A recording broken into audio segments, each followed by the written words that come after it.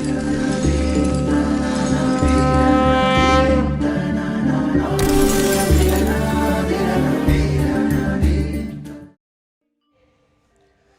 શ્રી સ્વામિનારાયણ. વહાલા ભક્તો, ભગવાન સ્વામિનારાયણના આનંદ સંતોના જીવન ચરિત્ર પરમહંસ ગાથા ભાગ પહેલો. સદગુરુ સ્વામી શ્રી મોટા વ્યાપકાનંદ સ્વામીનું જીવન ચરિત્ર.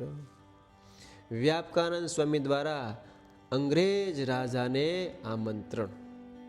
એકવાર ભગવાન સ્વામિનારાયણ ગઢપુરમાં ઉદાસીન બેઠા હતા. મનુષ્ય લીલા કરતા હતા. મહારાજની ઉદાસીન ચહેરો જોયાથી વ્યાપકાનંદ સ્વામીએ મહારાજને પૂછ્યું કે મહારાજ, કંઈ કારણ?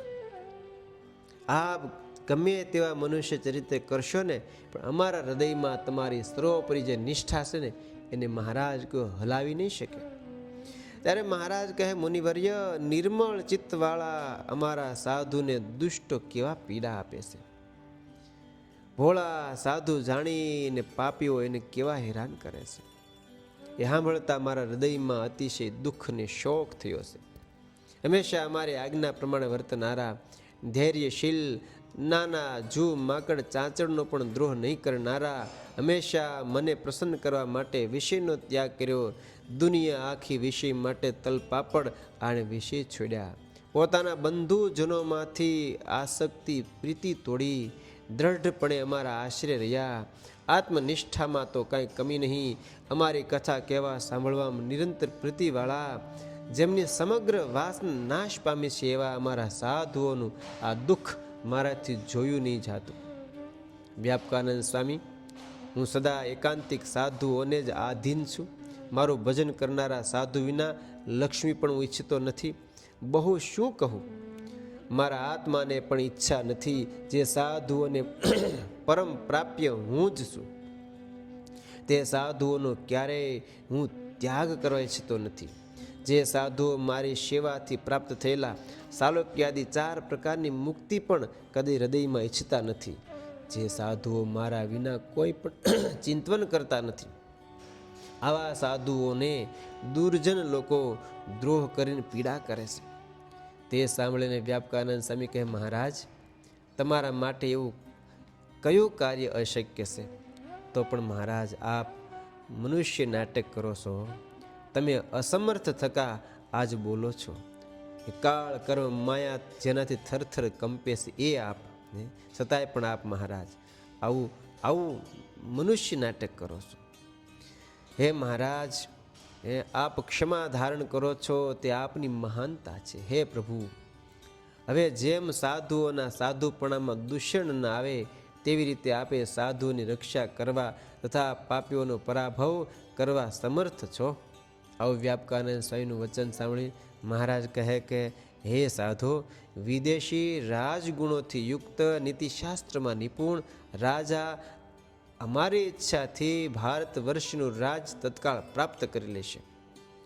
તેમના દ્વારા આ સાધુઓનું રક્ષણ કરાવીશ, દુષ્ટનો પરાભવ કરાવીશ. મારી આજ્ઞાથી તેઓ કિમ પુરુષ કહેતા હાલનું ઇંગ્લેન્ડ દેશમાં જઈને તે રાજાને અમારા પ્રતાપની વાર્તા કરો. ભગવાને આ પ્રકારે આજ્ઞા કરી. તેથી સમાધિવાળા, નિરાવરણ સ્થિતિવાળા વ્યાપકાનંદ સ્વામી તત્કાળ ઉડ્યા હો અને ગયા છે ઇંગ્લેન્ડ. પછી રાજાના દરબારમાં જૈન સભામાં પ્રવેશ કર્યો. સૂર્યનારાયણના સમાન તેજસ્વી છતાં શાંત ગુણે યુક્ત મહાસિદ્ધ સંતને જોઈને રાજા અમાત્યએ સહિત તેમની સન્મુખ ગયા. મુનિને સુંદર આસન ઉપર બેસાડ્યા. વિનયપૂર્વક તેમની સામે 2 હાથ જોડી અને આવવાનું કારણ પૂછ્યું. ત્યારે વ્યાપકાનંદ સ્વામી કહે, હે મહીપતિ, ભગવાને મને અહીં મોકલ્યો છે.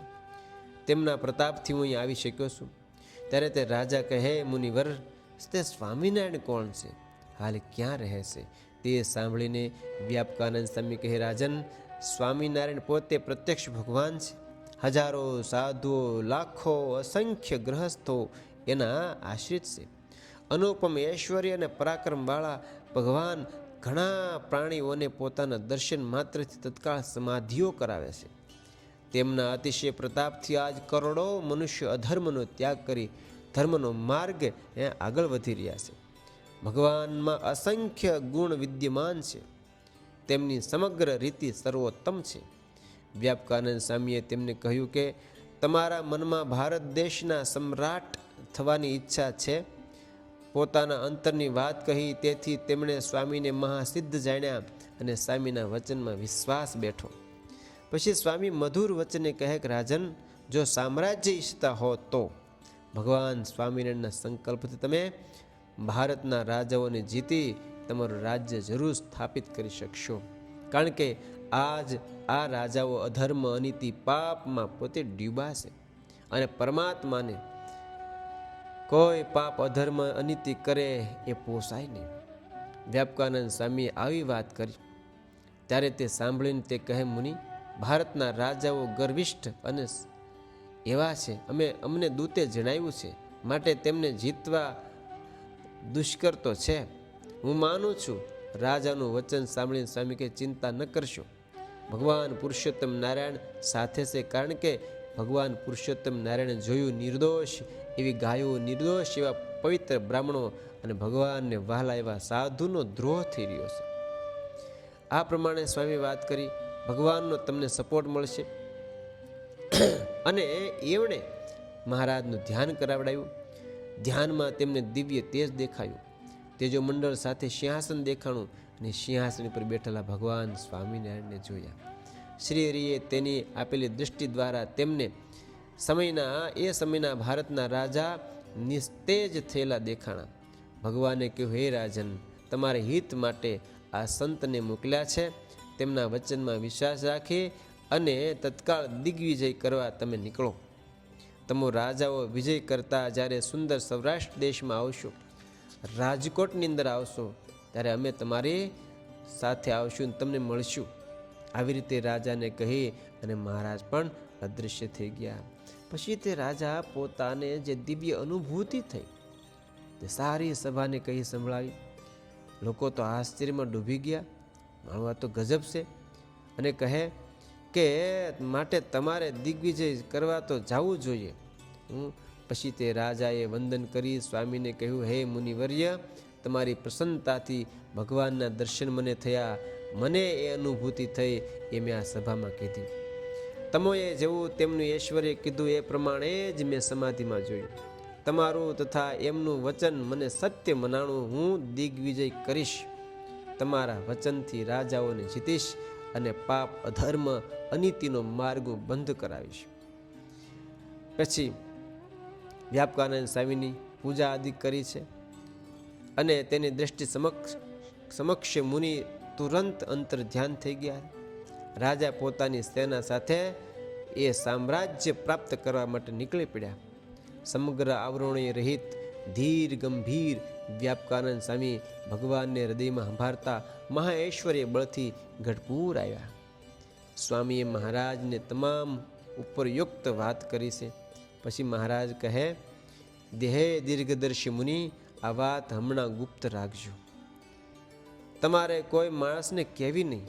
આવી રીતે પોતાના ભક્તોનું રક્ષણ કરવા ભગવાને પોતાના પ્રતાપથી આ કામ કર્યું અને વ્યાપકાનંદ સ્વામીને નિમિત્ત બનાવ્યા. ભારતમાં વ્યાપેલા અધર્મનો નાશ કરવા, સાધુ સંતોની રક્ષા કરવા ભગવાન જે ધારે તે કરવા સમર્થ હોવા છતાં પણ કોઈને નિમિત્ત પોતે બનાવે છે, ક્યારે પોતે નિમિત્ત થતા નથી. સહજાનંદ સ્વામી મહારાજની જય.